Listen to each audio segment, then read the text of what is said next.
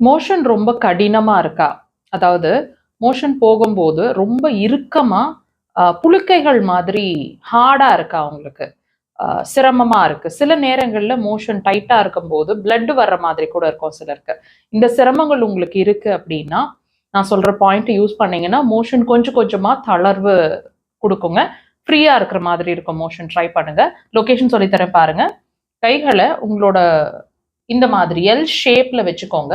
ரொம்ப மேல கொண்டு போயிறக்கூடாது. லொகேஷன் மாறிடும். எக்ஸாக்ட்டா இந்த இடத்துல உங்க வயித்து மேல இருக்கிற மாதிரி வச்சுக்கோங்க.